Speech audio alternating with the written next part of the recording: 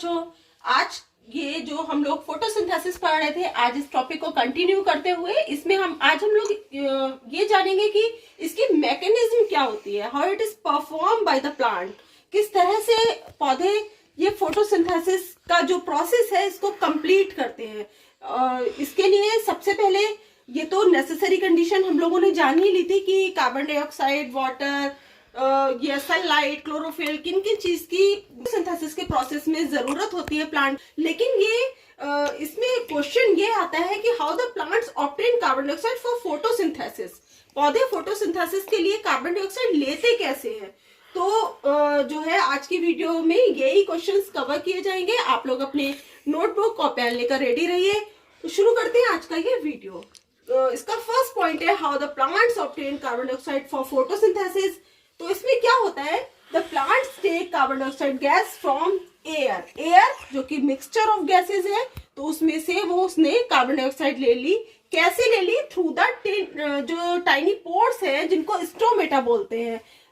Stomata एक been की shape का स्ट्रक्चर होता है और इसके ये जो होती है यहाँ पर ये गार्ड सेल्स होती हैं। ये डायग्राम भी आपको आगे बताएंगे हम। तो जो है ये जो टाइनी पोर्स हैं जिनको स्टोमेटा बोलते हैं, ये लीव्स की सरफेस में प्रेजेंट होते हैं और जो जितने भी पोर्स होते हैं वो गार्ड सेल से सराउंडेड रहते हैं।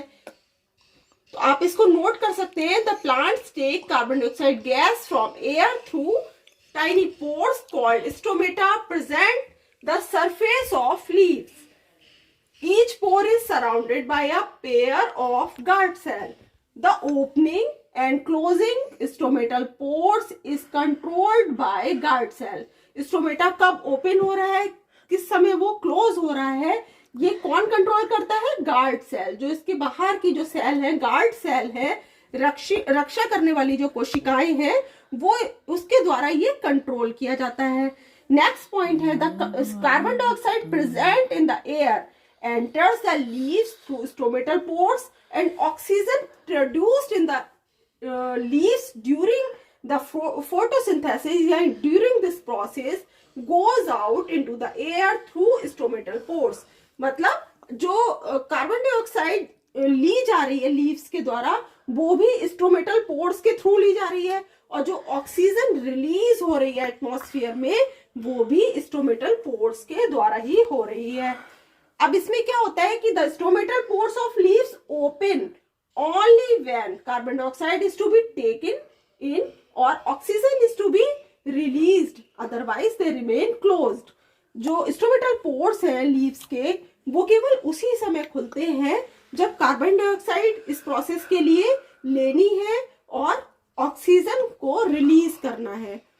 ये तो हम सभी जानते हैं कि जितने पौधे होते हैं आसपास, उतनी ज्यादा एटमॉस्फेयर क्लीन रहता है, ऑक्सीजन हमें मिलती है।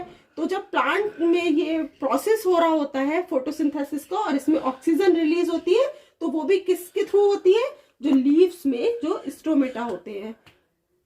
अदरवाइज जो स्टोमेटा है वो क्लोज रहते हैं। तो आप इतना इस पूरा जो ये पॉइंट है इसको नोट डाउन कर लीजिए। The plants take carbon dioxide gas from air through tiny pores called stomata present in the surface of leaves. Each pore is surrounded by a pair of guard cell. The opening and closing stomatal pores is controlled by the guard cell. The carbon dioxide which present in air enters the leaves through stomatal pores, and oxygen produced in the leaves during this process goes out into the air through stomatal pores. The stomatal pores of leaves open only when the carbon dioxide is to be taken in or oxygen is to be released, otherwise they remain closed. Second point है how the plants obtain water for photosynthesis.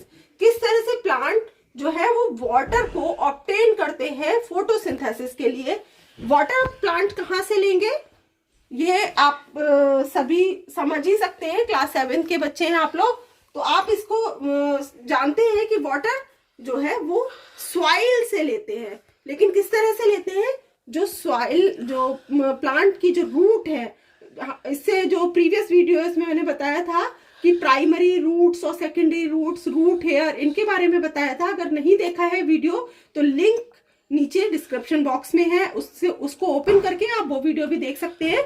उसमें क्या है कि ये जो roots होती हैं plant की, तो जो रूट हेयर्स होते हैं वो काफी एरिया में फैल जाते हैं, और वहां से जब पौधों में जब जो पानी लगाया जाता है, ये जमीन की जो नमी है उसको वो एब्जॉर्ब कर लेते हैं, जो रूट है प्लांट की वो, और उसके बाद वो लीव्स तक उसको ट्रांसपोर्ट करते हैं।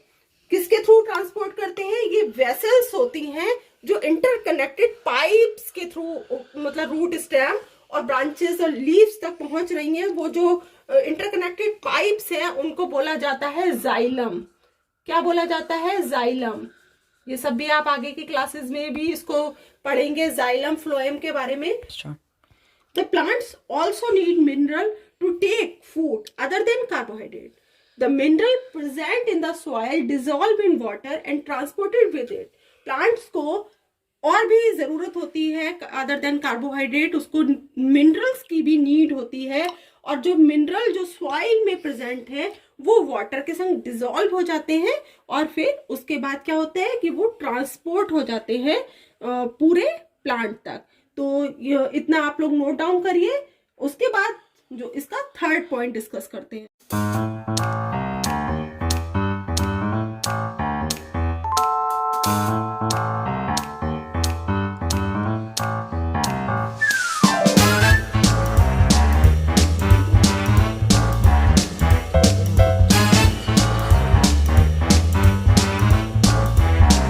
नेक्स्ट पॉइंट है role of chlorophyll in photosynthesis. जैसा कि आप सभी को पता है कि क्लोरोफिल की प्रेजेंस जरूरी होती है फोटोसिंथेसिस के लिए, तो इसके लिए आप लोग अपने नोट्स बनाकर तैयार कर लीजिए कि due to the presence of chlorophyll leaves look green.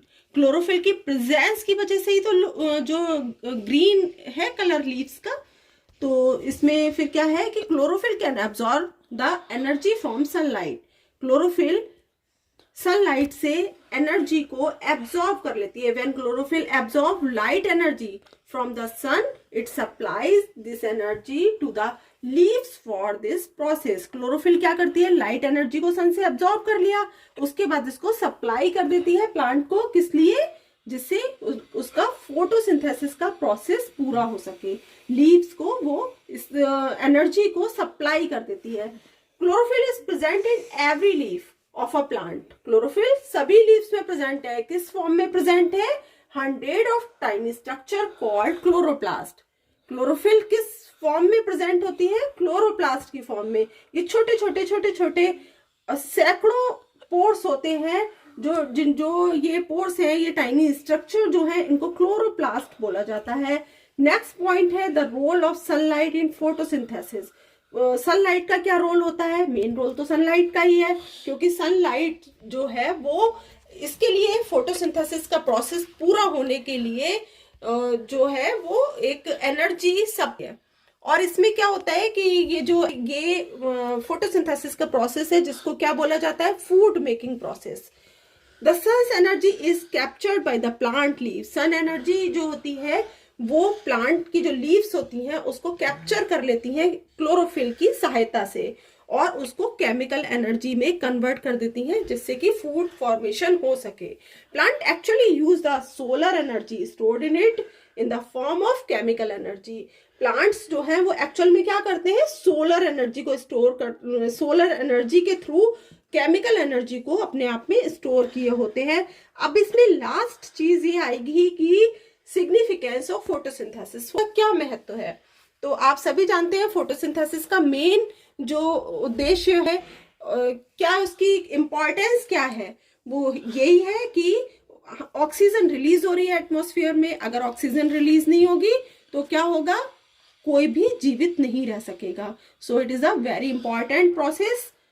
आप सभी इस नोट्स को अपनी नोटबुक में नोट कर सकते हैं। मिलते हैं नेक्स्ट टॉपिक के साथ नेक्स्ट वीडियो में।